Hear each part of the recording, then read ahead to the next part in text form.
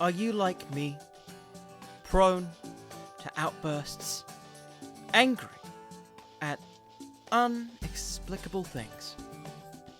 Well, I have a solution. Hi there, I'm a corporate shill, and for as long as I can remember, I've been prone to emotional outbursts, letting out insufficient amounts of rage, built upon by talk shows being cancelled, scars from plastic giraffes, and of course, the occasional I just need to shout. And I know, and you know, those vulgar, violent actions is not the way to live. So, through the work of various months and years of research, I have discovered and developed the Bad News Barrett. Now, I know what you're thinking. Connor, rage is inevitable, and that's not good. Now, I'm aware of this. Through years of research, we have developed the stereo-tested Foley Unifier. Yes, the STF.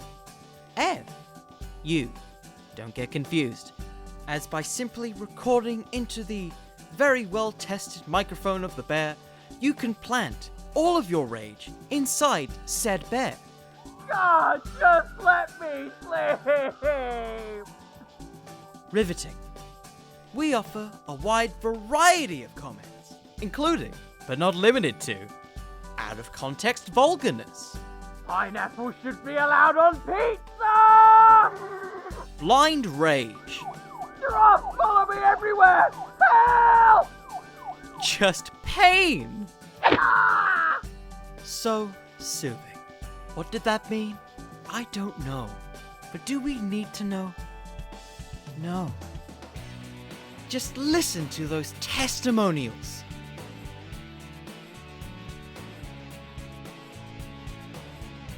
So yes, if you're like me and you wish to be a changed man, please invest in the Bad News Barrett. Now all you have to do is just call 0800 bear with me. Now say it again. 0800 bear with me. And with that, good night, and bear with me.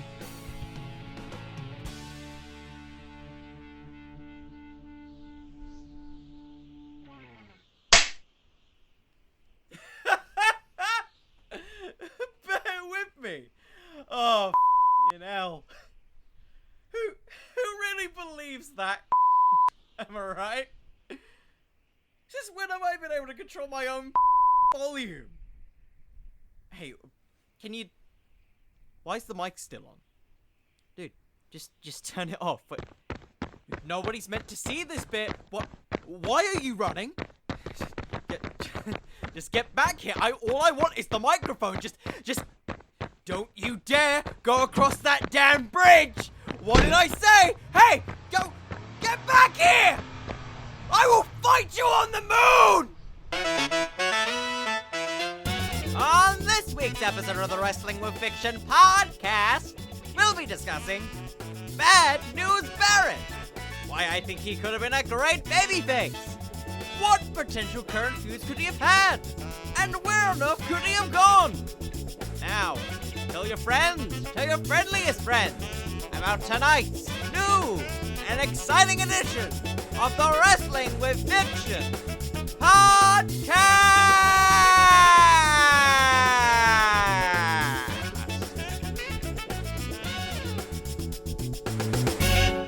Hi! This is a whole different format for this week. Hi everyone. If you're new to this podcast or you've never seen this before, usually I talk about current wrestlers. For whatever reason, I'm changing it up this week. We're talking about Bad News Barrett. Why Bad News Barrett? I don't know. I just wanted to talk about Bad News Barrett. Prerequisite with this, we're not going to be talking about the Nexus equivalent of Wade Barrett back in 2010. This is mainly going to be like 2013, 2014. So, for the basis of this podcast, this is all just going to be talking about all the random feuds and ideas I would have liked to have seen Bad News Barrett have. Of course, like, you can't push everyone to the top. I understand that. But for me, this is just me thinking, creatively, what the hell could you have done with Bad News Barrett? I don't know. They don't know. So let's make some! Now, you're probably wondering why I'm talking about Bad News Barrett instead of the Core.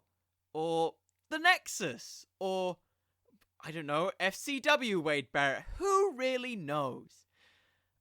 Basically, I realized if I kept doing current wrestlers, I was gonna run out of ideas very quickly, so I thought I'd go to the memory banks for this week.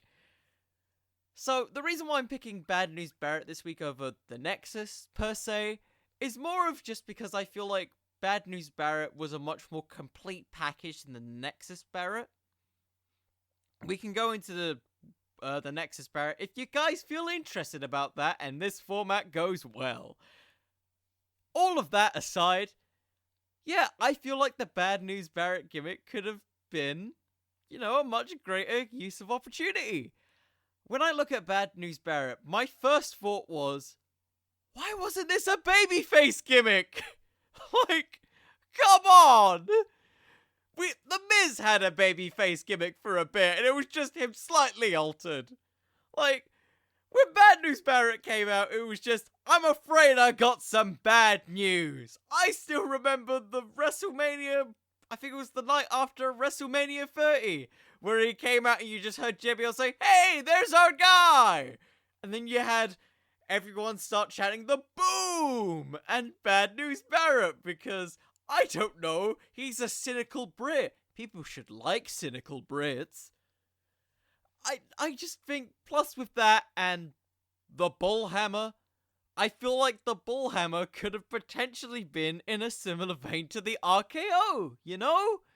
Like, the Bullhammer, if you've watched like a bunch of Wade Barrett matches back in 2013, 2014, which is kind of what I did for this. Kind of yes, kind of no. It was such a weirdly creative finisher, because like the RKO, you could kind of execute it anywhere. It was literally just a forearm strike. Plus, I remember just seeing it in like the 2K games, where it's just sort of like, you push him up, Bullhammer! Oh, he's at the turnbuckle, Bullhammer! Bullhammer, Bullhammer, Bullhammer! It's all just a load of Bullhammers.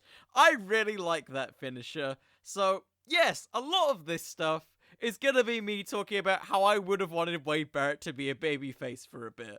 I'm just gonna say that now before we go on to the whole, who would I book a babyface Wade Barrett with? Because, you know what? I like Wade Barrett for what he was. He was just kind of, even in his heel gimmick when he was the IC champion, and having probably the run of his career. It was just, I'm afraid I got some bad news. And I feel that could have been a much more over gimmick if he was a face. Hell, he was being, like, cooperated with Triple H. And, my mind is going blank all of a sudden. Yes, mainly Triple H, where it was like, oh, Dean Ambrose, you need a person to face? Well, we've got Bad News Barrett. Why not bring in Bad News Barrett? That's a cool idea. And this brings me on to, since we may as well get into it because I feel like I'm rambling, people who I think Wade Barrett could have feuded with in the Bad News Barrett gimmick. Because if you don't know the Bad News Barrett gimmick, it was literally just Wade Barrett shouting, I'm afraid I've got some bad news, sometimes having a cheeky little gavel and standing on top of a podium. And just saying, the WWE bad guy promo, which is, this town sucks. I'm from another country. I'm better. And that was Wade Barrett as a heel as Bad News Barrett. To be fair, it worked quite well. I thoroughly enjoyed him as a heel. Like with his feuds with Rob Van Dam, where, well, not feuds, more like a feud when he was Intercontinental Champion. And then he just hit him with a bullhammer from behind. And then got a huge crowd pop from everyone in the UK. Because we need someone. We have it now with McIntyre, but I feel like we were robbed of a, top guy in Wade Barrett. Don't judge me. Okay, I've went on a tangent again, so we're going on with this. So we're going to start with feud number 1 that I think could have been quite nice to do. I don't know why I think this. Money in the Bank Seth Rollins. Remember that 2014 phase where Seth Rollins was holding the Money in the Bank briefcase? Remember all the times that I was previously mentioning? Wade Barrett constantly being asked to face Roman Reigns or Dean Ambrose by Triple H saying in a British accent, "I'm afraid I've got some bad news." It begs the question to me. Why wasn't he part of the Authority? Like, back when that whole faction was a thing, because they had Seth Rollins, they had Kane, and they had J&J Security. Why not add another big man in there? Okay, maybe you could have argued the Big Show was in there, but he was kind of on and off. But, like, Wade Barrett was already kind of being used in the first place with this group. Why wasn't he sort of, like, there? And, like, used more with it. I understand that he was injured, and he was gone for a majority of the year until he came back around. My mind is going blank here. I'll say around near the end of TLC. TLC 2015. That's the year. That's the year that Wade Barrett was there and he came back and he beat Dolph Ziggler for the IC title. That's when that happened. Maybe they could have gave him like a gimmick of the foreign officer or something like that. Or maybe if you want to go with an old nickname, Constable Bad News Barrett or Bad News Barrett Constable. I don't know. That sounds really stupid now that I'm saying it. And you could have built this whole, maybe, story around how nobody really seemed to like Wade Barrett. Or at least from the Authority's perspective. Because when you go with the background of Wade Barrett, and him not really being a babyface, like, at all, except maybe in the UK, you could build this kind of really cool story with Bad News Barrett just kind of saying, "I'm afraid I've got some bad news," and just sort of embracing that, because he was getting cheered for a while for it. Even then, he had stuff like The Boom, where he was just like doing the ball hammer to the crowd. That was quite cool. Like, those little things that you kind of have an inkling of a babyface character you could build. And I'll admit this, part of this whole idea of Wade Barrett being a babyface was all kind of built on me, like, looking up some YouTube clips. You guys can look it up in your own time. But it's the stuff that isn't really recorded on camera during the Raw UK shows. And all of them that I saw around that sort of 2012, 2013 period kind of all revolved around Wade Barrett. And him, like, being the most genuine I've ever seen him in character, be just sort of thanking the fans, you know, giving a little bit of sort of like English dialect here and there. I don't know, I felt like with that, it felt so genuine that I think he could get over with a US audience if he just conveyed that to them. Now, I admit I've gone off tangent of why I think this would be a good fit for Seth Rollins in a feud during that period of time. If you look back at sort of Seth Rollins' whole run with the Money in the Bank briefcase, it was all around Dean Ambrose, and then over time, when that feud sort of dissolved, he was in the Survivor Series bit. So, my thought process with this, because literally the minute after that, Seth Rollins doesn't really have a big major feud until Royal Rumble, so you've still got a good month until TLC.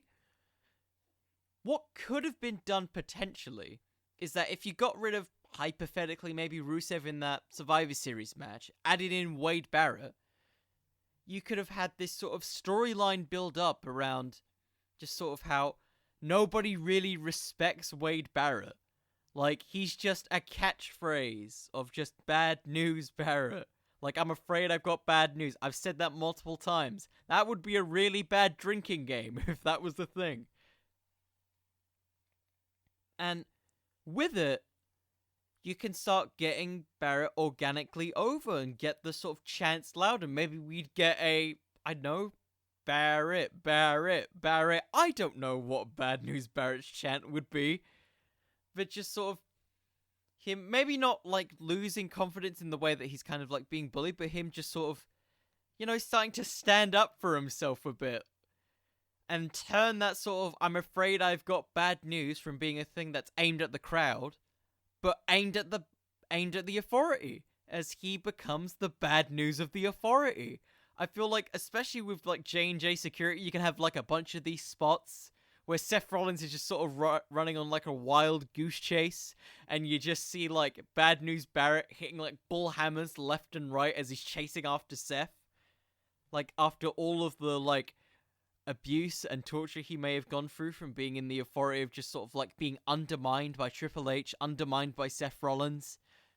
And heck, in this point in like Seth Rollins' career, you wouldn't really have to have him lose here.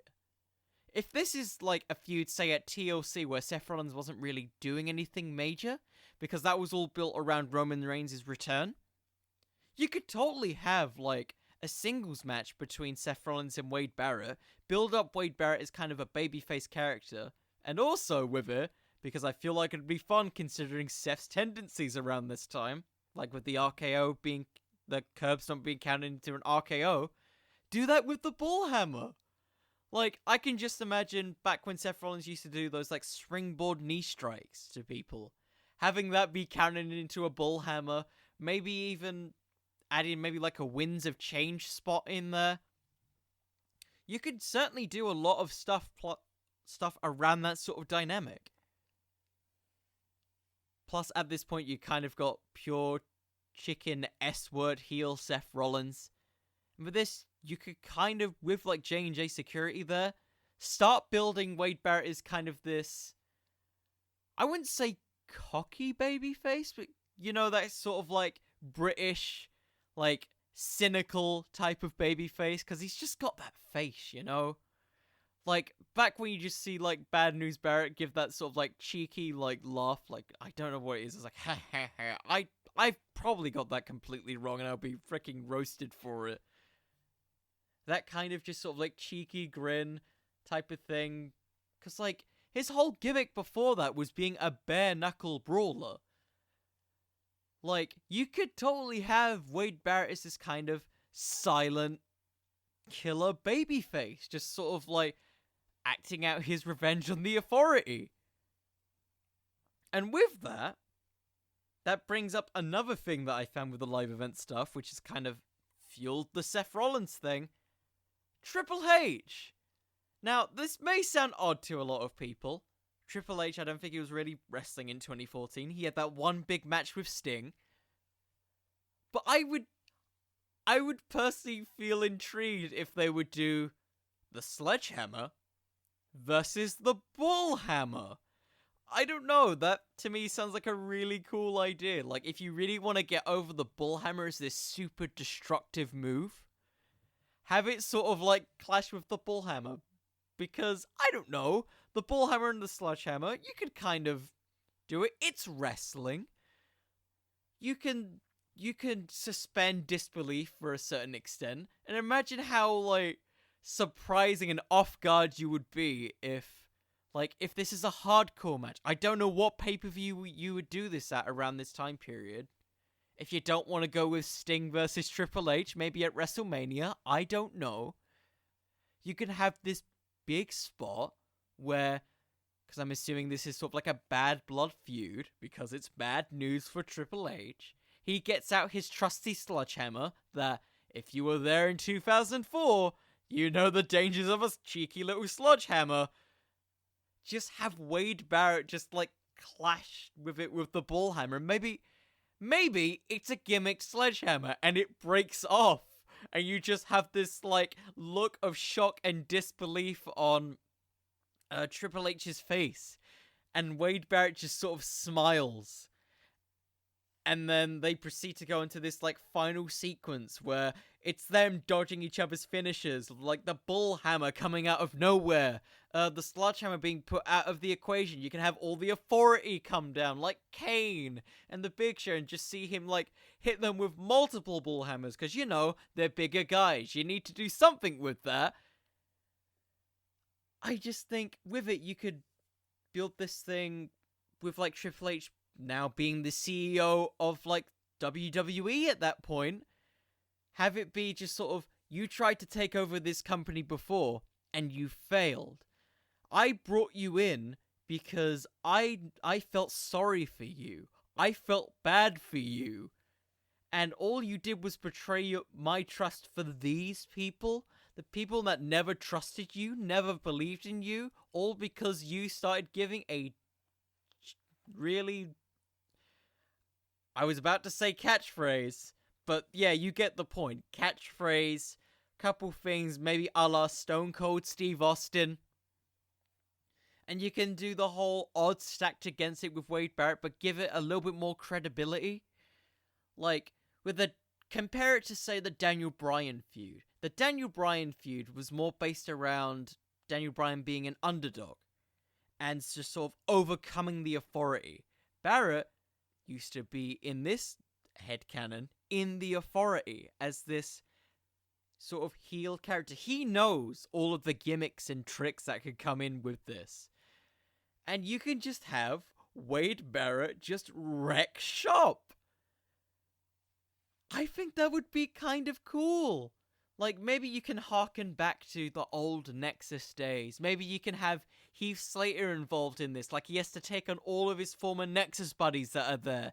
Maybe have a returning Daniel Bryan at this point, because it's the Royal Rumble period of that time, around sort of WrestleMania 32. Maybe you can bring back the risks of concussions. Maybe add a little bit of sympathy for this. And Bryan's just telling him, do not hold back on me. I know how badly you wanted this, because I wanted this too. And just build this sort of conflict between them that eventually just sort of leads him to Triple H.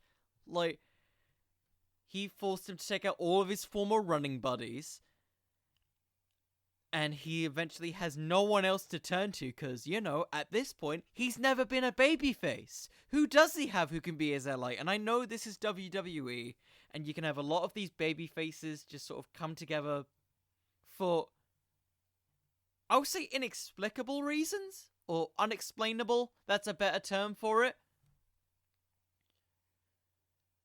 But yeah, you could sort of build this thing as Barrett kind of being this lone wolf British guy.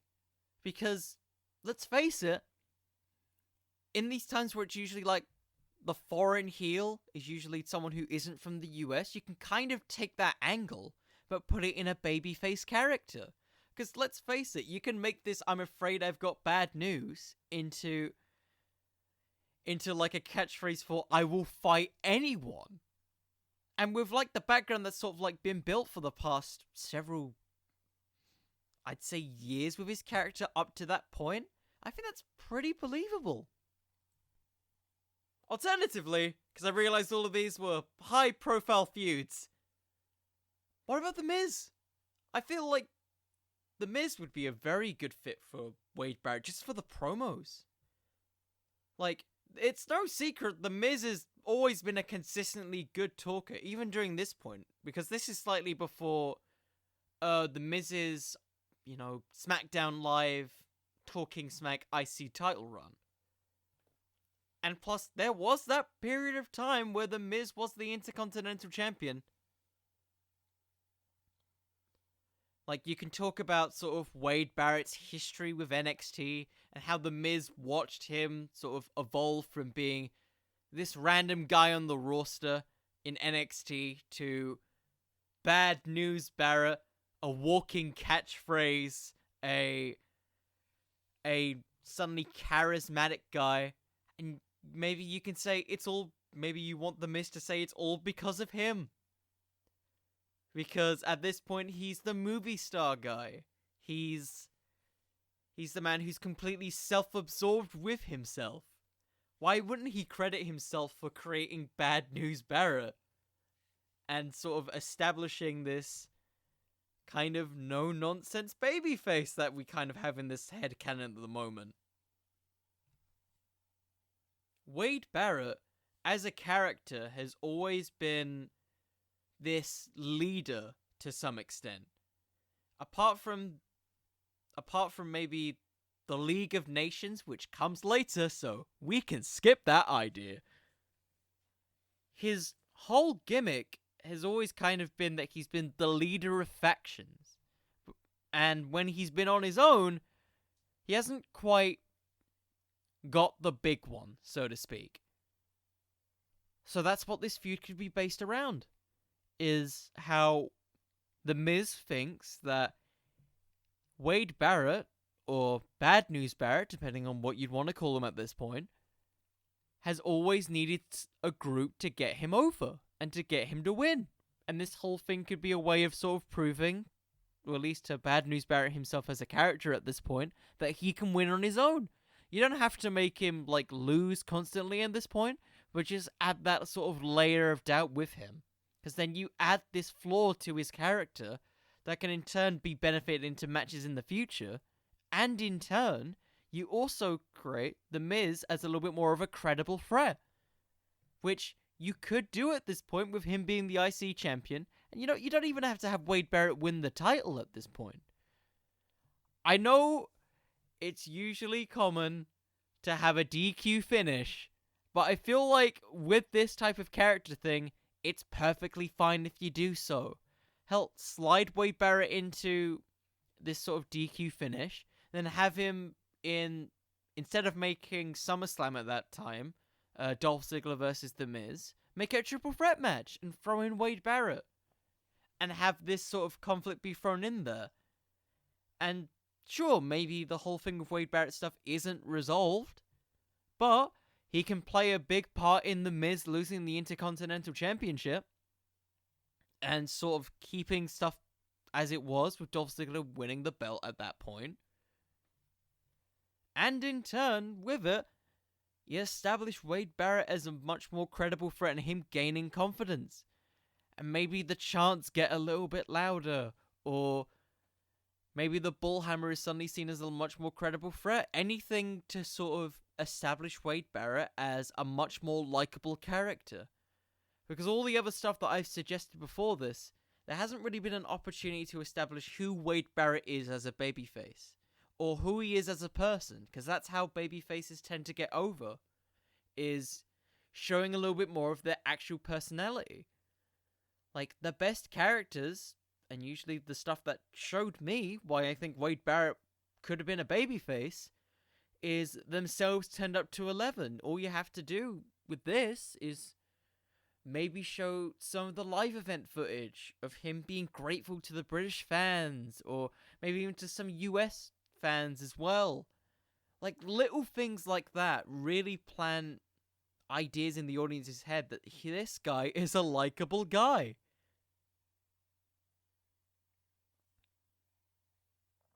With that in mind, I realize that a lot of these suggestions I've done have all been him as a babyface. And admittedly, that's me kind of being pretty selfish and wanting to have that babyface run that I feel we never got.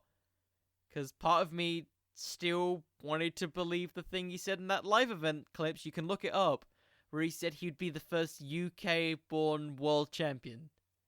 And honestly, that makes me feel sad. That makes me sad, sort of like watching that. Because even in the promo, I kind of believe him. Like, oh, I want Barrett to win. But then I remember, oh no, he didn't win. So, let's keep with the Bad News Barrett gimmick here. But let's keep it with, canonically, what he was at this point. He was just a heel through and through. A suggestion that I have is one that I don't think was really established much, but people at the time were kind of taking this idea and running with it. Put Wade Barrett down into NXT. Have him feud with Sami Zayn. Now, at first, this seems kind of far-fetched, right? Sami Zayn, at this point, is sort of slowly building himself up as that organic babyface. You know, he just probably came off that feud with Cesaro. He's probably heading into a program with Neville at this point. Why on earth would Wade Barrett go down to NXT? For that exact reason. NXT is a completely different place from when he first went there. You can build this whole Bad News Barrett thing in a kind of more serious direction by having him go down to NXT. Because what was NXT before Wade Barrett was called up and formed the Nexus? it was this almost reality show style thing for creating this next breakout star. And what was that really? It was just a bunch of competitions and points and voting systems. Wade Barrett, as a character, was humiliated. And sure, it gave you a peek of what he was, with like his early Winds of Change promo, him being protéged by Chris Jericho. You know, you added a little bit of credibility there, but it never showed what he could really do in the same way that NXT is being portrayed now. And him coming back down and facing, arguably, the heart and soul of NXT at that point in time, it feels to me like something that could be quite interesting. Like, Wade Barrett isn't down there to necessarily win the title. He's there for revenge. He's there to put everyone else through what he went through, because he feels like everyone else should have gone through that system like he did. And sure, maybe it isn't fully believable that he wouldn't go for the NXT title straight away, because he's from the main roster. But what makes wrestling interesting isn't necessarily all feuds being focused around the world title. It's creating these sub-feuds within it that sort of establish a far greater significance to wrestling matches. If you can make a singles match significant without the title, then you've got yourself an interesting feud. You can have Sami Zayn be this person just defending NXT from this invader, so to speak. And you can have Wade Barrett be there and just wreck shop. Because at this point, you've got a bunch of guys who need experience working with people. You can maybe sort of start having squash matches a little bit earlier, and maybe just like how they were building Baron Corbin at that time, just have him bullhammer guys the minute he walks into the ring. You can have Sami Zayn come out and just sort of say he's dealt with people already coming through from the main roster and coming back thinking they can revitalize their careers. Like Cesaro and Sami Zayn at NXT TakeOver Arrival. Like Tyson Kidd at that point. And even RVD came down for a bit. And Brodus Clay and a bunch of guys. You could really build, I think, a real compelling feud around that. Especially with Wade Barrett being the winner of the inaugural season of NXT. And it doesn't have to be this super competitive match between the guys. It can literally just be this one-off match. The face of NXT versus the pioneer of NXT. And that's all you'd really need. I don't know about you guys, but to me, that sounds like a pay-per-view quality feud. Even just by that tagline alone, you've got this pretty damn interesting feud, especially with how much of an organic babyface Sami Zayn was at this point. Just imagine him just sort of selling so much of Wade Barrett's offense, even just sort of like in the build-up to it. Plus, with it, you can build a lot of the stuff that Sami Zayn will later have in conflict in the future. Like his feud with Neville, where it's just sort of like how it's all based around how he can't win the big one. And just how he doesn't really have the aggression and sort of the drive to sort of like win that championship. You can build this as a precursor to that. And him like eventually getting shots for the world title. Sorry, not world title, NXT title, but it's basically a world title for that promotion. But yeah. With that in mind, my thought is, with this, considering this is kind of a new format for kind of a thing I wasn't quite expecting to do, we're going to end it in the same way that we end all of these episodes. With just a good old bit of Fantasy Fumble. For those of you who don't know what Fantasy Fumble is where I, myself, try and book the worst or weirdest feud possible to potentially taint or ruin their careers. So, with this in mind, I am going to try and book the best or worst feud for Wade Barrett. So, without further ado, ladies and gentlemen, 3, 2, 1, fumble! Let the dumpster fire begin!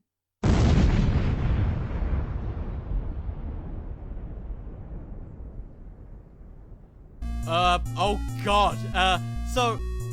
Wade Barrett, we all know him at this point. He all says, I'm afraid I got some bad news. This is all good, this is bad. So, you know what we do with that? We make it so Wade Barrett has nothing but good news at this point. Remember Heath? Remember good old Heath, Free NB Heath? The I'm just one man, but now I'm a three-man band? Well, guess what? Heath's injured, guys. That's really bad. And you know how he's injured? For a really tragic attack from Kane. Jesus Christ, Kane destroyed Heath Slater. And as he's going through from the ambulance and he's seeing the pain in his eyes, he looks over to Wade Barrett and he says to him, I may be a three-man band with my fellow bandmates, but I still need a lead man to cover when I am no longer a one-man band. And all he does is he passes him his jacket. He passes it over to Wade Barrett. He looks at it as Heath is carted over by the local medical facility. And he says to himself, I'm afraid I've got some good news. Weeks pass by. We get several vignettes of Wade Barrett trying to get Drew McIntyre and Jinder Mahal to listen to his sweet rock beats, trying to form the three-man band to be a group, a powerful group, more than what they were with Heath while Heath is recovering. Of course, there's band deception. It's a new band with not Heath. You know who this is. It's Wade Barrett. Wade Barrett, this ain't the band that we need. This ain't the band that we want. Your sound is so completely different to Heath. Why should we follow you? And so Wade Barrett looks to Drew McIntyre. He says to Jinder, because all I've got for you is good news. Weeks pass on by. We get several six-man tag matches with 3MB taking on, I don't know, Los Matadores. That's right, Los Matadores. They got El Torito in there. And so they start having matches. Wade Barrett is struggling to get used to his new 3MB gimmick. He's trying to do the air guitar in sync with Drew McIntyre and Jinder Mahal. But it just won't work. He's not in sync. He's not giving the vocal harmonizers like the team would usually. And they start losing. More and more than they had when Heath was there. Jesus Christ, more than they had when Heath was there. How could this get any worse? Well, it could. Because it's through these things that they start potentially breaking up the band. You see Jinder Mahal throwing away his drumsticks in backstage segments. You see Drew McIntyre starting to do his air guitar on his own. He might go solo. So what do? Wade Barrett at a local pay-per-view, I don't know what one specifically, we're going to say the Royal Rumble. They're all in together as entrants. And in these points where they say they can't trust Wade Barrett, he's got nothing but bad news. Wade Barrett, seeing his partners potentially eliminated, or nearly eliminated, stops them. Saves them with bull hammers from all these other people, I don't know, Titus O'Neil, Darren Young, let's add in a legend in there, the Hurricane. The Hurricane does not like the three-man band. And he stops them. And it's in that moment of him dodging and avoiding all these people, he harmonizes with 3MB. He becomes one with 3MB, because he's no longer just a three-man band. He is a united band with these people. You have Heath Slater there, watching on from the stands, looking there, clapping, saying that he's proud of him. He is excited for him. And it is revealed at this point that Heath Slater has returned from his injuries. He's come in to join. It's a 4-man band. But then, Heath, Jinder, McIntyre, in all of the chaos of new entrants, tries to eliminate Wade Barrett. All that good news brought in bad news for Barrett, as he's nearly eliminated. Dodging various kicks from Heath, dodging the future Claymore from Drew McIntyre, and whatever Jinder does at this point, who really knows?